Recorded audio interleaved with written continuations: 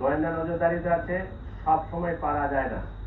আপনি ওই যে ঢাকা শহর এত পপুলেটেড এবং এত সমস্যাবহুল, অনেক ফ্ল্যাট ফাঁকা আছে এবং অনেক নেতার ফ্ল্যাটও ফাঁকা আছে, তাদের আত্মীয় স্বজনের ফ্ল্যাট ফাঁকা আছে।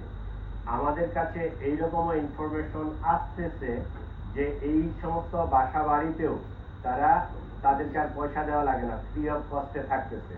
তা আমার প্রশ্ন হচ্ছে যে একটা বিল্ডিং এ 10টা 20টা 25টা ফ্ল্যাট আছে, 2টা ফ্ল্যাটে এরকম লোক আছে, 22টা ফ্ল্যাটে তো সাধারণ পাবলিক আছে।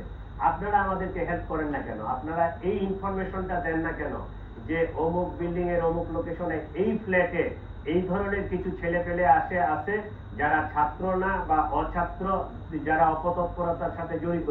এইটা যদি নগরবাসী আমাদেরকে সহায়তা করে তাহলে পুলিশের কাজটা আমাদের জন্য আরো অনেক সহজ হয়ে যাবে।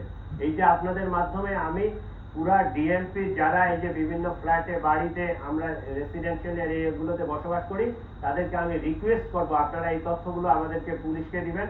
আমরা আপনাদের পরিচয় 100% গোপন রাখবো, আমরা কখনো ডিসক্লোজ করবো না। আপনারা এখন তো মোবাইলের যুগ আসছে, হোয়াটসঅ্যাপে মেসেজ করতে পারেন, আমাদের নাম্বারগুলো কিন্তু অ্যাভেলেবেল, ইভেন ইন্টারনেটেও অ্যাভেলেবেল।